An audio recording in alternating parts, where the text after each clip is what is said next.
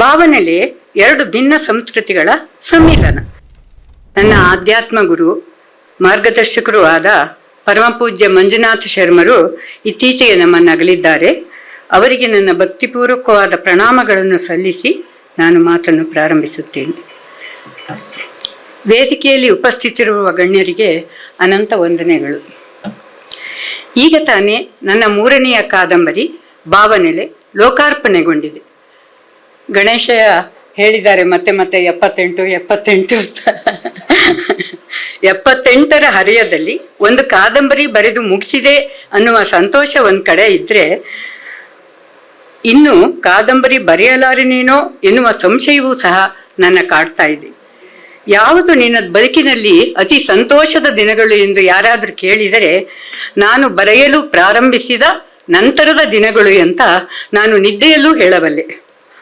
ಚಿಂತನೆಗಳನ್ನು ಹೊರೆಹಚ್ಚಿ ಜೀವನದ ಮೌಲ್ಯಗಳನ್ನು ಹಲವು ಮಜಲುಗಳಿಂದ ನೋಡಿ, ನನಗಿರುವ ಅಲ್ಪ ಪ್ರಮಾಣದ ಸಮಯದಲ್ಲಿ ನನ್ನ ಜ್ಞಾನದ ಸೀಮಿತದಲ್ಲಿ ಬರಹವನ್ನು ಆರಂಭಿಸಿ ಒಂದೊಂದೇ ಮೆಟ್ಟಿಲುಗಳನ್ನು ಹತ್ತಿ ಕಾದಂಬರಿ ಬರೆಯುವ ಹಂತಕ್ಕೆ ಬಂದೆ ಎನ್ನುವ ತೃಪ್ತಿಯ ಜೊತೆಗೆ ತಡವಾಗಿ ಲೇಖನಿ ಹಿಡಿದಿದ್ದಕ್ಕೆ ವಿಷಾದವೂ ನನ್ನನ್ನು ಕಾಡುತ್ತಿದೆ.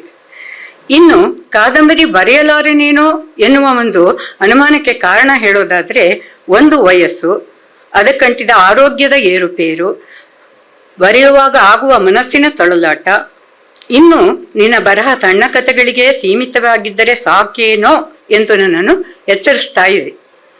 ಸಾಮಾನ್ಯವಾಗಿ ನಾನು ಬರೆಯುವ ಕತೆ ಕಾದಂಬರಿಗಳು ಸುಖಾಂತ್ಯದಲ್ಲಿ ಮುಕ್ತಾಯವಾಗತ್ತೆ. ಯಾಕೆ ಹೀಗೆ ಬರೀತೀರಾ? ನೋವೇ ಇರದ ಜೀವನ ಉಂಟೆ ಎಂದು ತುಂಬ ಮಂದಿ ನನ್ನನ್ನು ಕೇಳ್ತಾರೆ.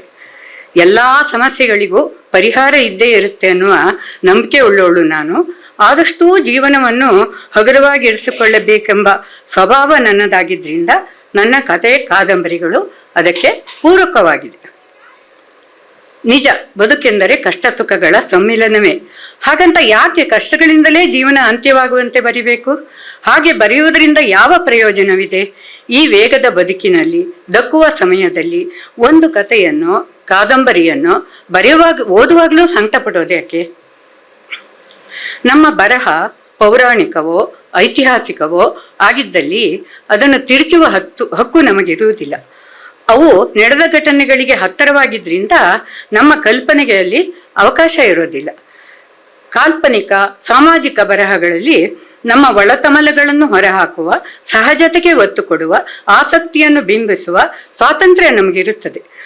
ಅದರಲ್ಲಿ ಒಂದು ಒಳ್ಳೆಯ ಸಂದೇಶವಿದ್ದು ಸಮಾಜದ ಸ್ವಾಸ್ಥ್ಯವನ್ನದು ಕೆಡಿಸದಿದ್ದರಾಯಿತು. ಓದಿದ ಮೇಲೆ ಮನಸ್ಸು ಮುದಗೊಂಡರಾಯಿತು. ಇದು ನನ್ನ ದೃಷ್ಟಿ. ಭಾವನೆಲೆ ಎರಡು ಭಿನ್ನ ಸಂಸ್ಕೃತಿಗಳ ಸಮ್ಮಿಲನ. ನಮ್ಮಲ್ಲಿ ಬಹಳ ಮಂದಿಗೆ ಒಂದು ಭಾವನೆ ಇದೆ, ಈ ಕಾಲದ ಮಕ್ಕಳಿಗೆ ಧರ್ಮ ಸಂಸ್ಕೃತಿಗಳಲ್ಲಿ ನಂಬಿಕೆ ಇಲ್ಲ, ಅದಕ್ಕೆ ಕಾರಣ ಅಂತೂ ನಾವಲ್ಲ, ಅನ್ಯ ದೇಶಗಳ ಪ್ರಭಾವ ಆ ಆಕರ್ಷಣೆಗೆ ಒಳಗಾಗಿದ್ದರಿಂದಲೇ ನಮ್ಮ ಮಕ್ಕಳು ನಮ್ಮ ಧರ್ಮದಲ್ಲಿ ವಿಶ್ವಾಸ ಕಳ್ಕೊಂಡಿದ್ದಾರೆ ಅಂತ. ಆದರೆ ಅಲ್ಲಿಯ ಉದ್ಯೋಗ ಮತ್ತೆ ಅಲ್ಲಿ ಸಿಕ್ಕುವ ವೇತನ ಮಕ್ಕಳಿಂದ ಪೋಷಕರ ತನಕ ಬಯಸುವವೇ ಹೆಚ್ಚು. ಯಾರಿಗೂ ಅದು ಕಹಿ ಇಲ್ಲ. ಮಕ್ಕಳು ಅಲ್ಲಿ ಒಂದು ಉದ್ಯೋಗ ಗಿಟ್ಟಿಸಿಕೊಂಡ್ರೆ ನಮ್ಮ ಜೀವನ ಸಾರ್ಥಕ ಎನ್ನುವ ತಂದೆ ತಾಯಿಯರು ಬಹಳ ಮಂದಿ ಇದ್ದಾರೆ. ಹೀಗಿದ್ದು ಅನ್ಯ ದೇಶಗಳ ಮೇಲೆ ದೋಷಾರೋಪಣೆ ಮಾಡುವುದು ತಪ್ಪೆನ್ನುವುದು ನನ್ನ ಭಾವನೆ. ನಾನು ತಿಳಿದಂತೆ ಬಹಳ ಜನ ಪಾಶ್ಚಾತ್ಯರು ನಮ್ಮ ಧರ್ಮ ಸಂಸ್ಕೃತಿಗಳನ್ನು ಗೌರವಿಸುತ್ತಾರೆ. ಅಲ್ಲದೆ ನಮ್ಮಿಂದ ವೇದ ಮಂತ್ರಗಳನ್ನು ಕಲಿತವರಿದ್ದಾರೆ. ನಮ್ಮ ಯೋಗ ಧ್ಯಾನಗಳಿಂದ ಭಗವದ್ಗೀತೆಯಿಂದ ಜೀವನ ಹಗುರವಾಯಿತು ಎನ್ನುವರು ಬಹಳಷ್ಟು ಮಂದಿ ಇದ್ದಾರೆ. ನಮ್ಮಲ್ಲಿರುವ ಒಳ್ಳೆಯ ಮೌಲ್ಯಗಳನ್ನು ಅವರು ಹೇಗೆ ಅನುಕರಿಸುತ್ತಾರೋ ಹಾಗೆ ನಾವು ಅವರಲ್ಲಿರುವ ಒಳ್ಳೆಯದನ್ನು ಸ್ವೀಕರಿಸಿದರೆ ತಪ್ಪೇನಿಲ್ವಲ್ಲ.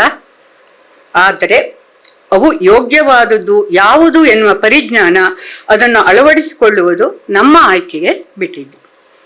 ನನ್ನ ದೃಷ್ಟಿಯಲ್ಲಿ ಅನುಕರಣೆ ಅಂದರೆ ಅದು ಯೋಗ್ಯವಾಗಿದ್ದಲ್ಲಿ ಎಲ್ಲೇ ಇರಲಿ, ಯಾರಲ್ಲಿಯೇ ಇರಲಿ, ಅದನ್ನು ಪಡೆಯುವ ಪ್ರಯತ್ನ ಮಾಡಬೇಕು. ಪಡೆದುದನ್ನು ಜೀವನಕ್ಕೆ ಅಳವಡಿಸಿಕೊಳ್ಳಬೇಕು. ಮಕ್ಕಳು ಸುಸಂಸ್ಕೃತರಾಗಿ ಬಾಳುವಲ್ಲಿ ತಾಯಿ ತಂದೆ ಹೇಗೆ ಬದುಕಿ ಬಾಳಿದ್ದಾರೆ ಎನ್ನುವುದು ಬಹಳ ಮುಖ್ಯವಾಗುತ್ತದೆ. ಅವರ ಪ್ರಭಾವ ಅವರನ್ನು ಒಳ್ಳೆಯ ಮಾರ್ಗದಲ್ಲಿ ನಡೆಯಲು ಪ್ರೇರೇಪಿಸುತ್ತದೆ. ಒಂದು ವೇಳೆ ವಯಸ್ಸಿನ ಆಕರ್ಷಣೆಗೆ ಸಿಕ್ಕಿ ಹಾದಿ ತಪ್ಪಿದರೂ ಮೂಲ ಶಿಕ್ಷಣದ ತಳಪಾಯ ಗಟ್ಟಿಯಾಗಿದ್ರೆ ಅವರು ತಿರುಗಿ ನಮ್ಮೆಡೆಗೆ ಬರುತ್ತಾರೆ. ನಮ್ಮ ಸಂತತಿಗೆ ಬಾಲ್ಯದಲ್ಲಿ ನಾವು ಕೊಡುವ ಸಂಸ್ಕಾರಗಳು ಅವರನ್ನು ಹೇಗೆ ರೂಪಿಸುತ್ತದೆ ಎನ್ನುವ ಹಿನ್ನೆಲೆಯಲ್ಲಿ ಈ ಕಾದಂಬರಿ ಜನ್ಮ ತಾಳಿದೆ. ಬಡತನದಿಂದ, ಕಷ್ಟದಿಂದ, ಪರಿಶ್ರಮದಿಂದ ಮೇಲೆ ಬಂದವನು ತಾನು ಪಟ್ಟ ಸಂಕಟ, ಬಡತನ ತನ್ನ ಮಗಳಿಗೆ ಬೇಡ, ತನಗೆ ಸಿಕ್ಕದ ದಕ್ಕದ ಸಕಲ ಭೋಗ ಭಾಗ್ಯಗಳು ಅವಳಿಗೆ ಸಿಕ್ಕಲೆಂಬ ಮೂರ್ಖತನದಲ್ಲಿ ಸುಖಕ್ಕೂ ಸ್ವೇಚ್ಛೆಗೂ ಇರುವ ವ್ಯತ್ಯಾಸವನ್ನೇ ಅರಿಯದೆ ಅವಳು ಹೋದ ಹಾದಿಯಲ್ಲಿ ಬಿಟ್ಟು ಮತ್ತೆ ಮರುಗುವ ತಂದೆ ಇದ್ದರೆ, ಅದಕ್ಕೆ ಭಿನ್ನವಾಗಿ ಯೋಗ್ಯ ತಾಯಿ ತಂದೆಯ ಮಗನಾಗಿ ಹುಟ್ಟಿದರೂ ತನ್ನ ಐಷಾರಾಮಿ ಜೀವನಕ್ಕೆ ತಡೆಯಾದದ್ದು ತಂದೆಯ ಸರಳ ಬದುಕು, ಸೇವೋ ಮನೋಭಾವ ಮತ್ತು ಆದರ್ಶ ಗುಣಗಳೇ ಎಂಬ ತಪ್ಪು ಕಲ್ಪನೆಯಿಂದ ಹೆತ್ತವರನ್ನೇ ದ್ವೇಷಿಸಿ ಅವರ ಮೇಲಿನ ಸೇಡಿನಿಂದ ತನ್ನ ಜೀವನವನ್ನು ಕೈಯಾರೆ ನರಕ ಮಾಡಿಸಿಕೊಂಡು ಕಡೆಯಲ್ಲಿ ಹಿರಿಯರ ಉದಾತ್ತ ಗುಣಗಳ ಅರಿವಾದಾಗ ಪಶ್ಚಾತ್ತಾಪದಿಂದ ನರಳುವ ಮಗನಿದ್ದಾನೆ.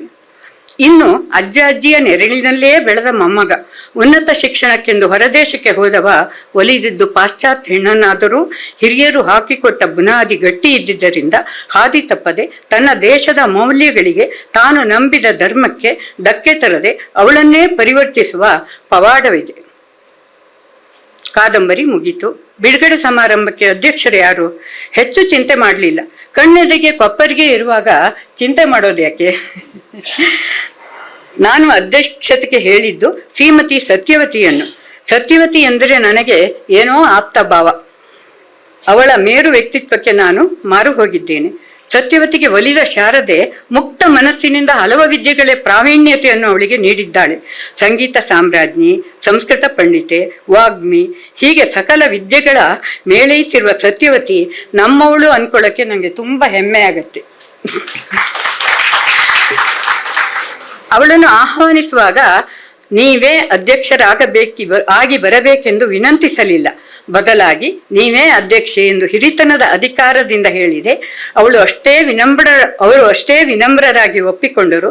ಅವರಿಗೆ ನನ್ನ ಪೂರ್ಣ ಪ್ರಮಾಣದ ಆಶೀರ್ವಾದಗಳು. ಮುನ್ನುಡಿಗಾಗಿ ನಾನು ಕೇಳಿದ್ದು ಯುವಜನರ ಮೆಚ್ಚಿನ ನಾಯಕರಾದ ತಮ್ಮ ಬರಹದ ಮತ್ತು ಸೌಜನ್ಯಗಳಿಂದ ಜನ ಮನ್ನಣೆ ಗಳಿಸಿದವರು, ಸ್ನೇಹಜೀವಿಗಳು ಆದ KN ಗಣೇಶಯ್ಯನವರನ್ನು. ಅವರ ಕಾದಂಬರಿ ಬಿಡುಗಡೆ ಇದೆ ಅಂದರೆ ಸಾಕು, ಅದಕ್ಕಾಗಿ ಕಾಯುವ ಅಭಿಮಾನಿ ಓದುಗರ ದೊಡ್ಡ ಬಳಗವನ್ನೇ ಹೊಂದಿರುವ ಜನಾನುರಾಗಿ ಗಣೇಶಯ್ಯ ನನ್ನ ಆತ್ಮೀಯ ಬಂಧುವಿನಂತ ಇದ್ದವರು. ಯಾವ ಸಂಬಂಧ ಆಗಲಿ ಅದು ಗಾಢವಾಗಿ ನಿಲ್ಲಲು ಪೂರ್ವಜನ್ಮದ ಋಣಾನುಬಂಧ ಬೇಕು ಅಂತ ನನ್ನ ಪೂಜ್ಯ ಗುರು ದಿವಂಗತ ಮಂಜುನಾಥ ಶರ್ಮರು ಯಾವಾಗಲೂ ಹೇಳೋ ಮಾತು. ಕೆಲವರನ್ನು ಒಮ್ಮೆ ನೋಡಿದರೆ ಸಾಕು, ಆ ಕ್ಷಣದಲ್ಲಿ ಅವರು ನನ್ನವರು ಅನಿಸಿಬಿಡುತ್ತೆ.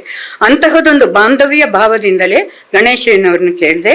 ಅವರು ಅದೇ ಬಾಂಧವ್ಯದಿಂದ ಒಪ್ಪಿಕೊಂಡರು. ಅವರಿಗೆ ನನ್ನ ಅನಂತ ಕೃತಜ್ಞತೆಗಳು. ಹಿನ್ನುಡಿಗಾಗಿ ಪೂಜ್ಯ ಶ್ರೀ ಶಂಕರನಾರಾಯಣ ಕೊರ್ಗಿಯವ್ರನ್ನು ಕೇಳಬೇಕನಿಸಿದರೂ ಏನೋ ಅಂಜಿಕೆ. ಕೇಳುವ ಮುನ್ನ ಅವರ ಅಪ್ಪಯ್ಯನ ಆಸ್ತಿಕತೆಯನ್ನು ಮತ್ತೊಮ್ಮೆ ಓದಿದ ಮೇಲಂತೂ ಭಯವಾಗಿಯೇ ಬಿಟ್ಟಿತು. ಅದರ ಒಳಹೂರಣ, ಹೊರಬಾರ ನೋಡಿ ಇವುಗಳೆದುರು ನನ್ನ ಈ ಚಿಕ್ಕ ಕಾದಂಬರಿ ಅವರಿಗೆ ಜಾಳೆನಿಸಿದರೆ ಸಂಶಯ ಕಾಡಿದ್ದಂತೂ ಖಂಡಿತ ನಿಜ. ಈಚೆಗೊಮ್ಮೆ ಅವರನ್ನು ಭೇಟಿಯಾಗುವ ಸಂದರ್ಭ ವಿಘ್ನೇಶ್ವರ್ ಭಟ್ ಅವರಿಂದ ಬಂದಿತ್ತು. ಆಗ ಅವರ ಸರಳ ವ್ಯಕ್ತಿತ್ವದ ಪರಿಚಯ ಆಯಿತು. ಒಪ್ಪುವರೆಂಬ ಭರವಸೆ ಹುಟ್ಟೇ ಬಿಟ್ಟಿತ್ತು. ಕೇಳಿದೆ, ನನ್ನ ನಂಬಿಕೆ ಹುಸಿಯಾಗಲಿಲ್ಲ. ಅವರಿಗೆ ನನ್ನ ಅನಂತ ವಂದನೆಗಳು.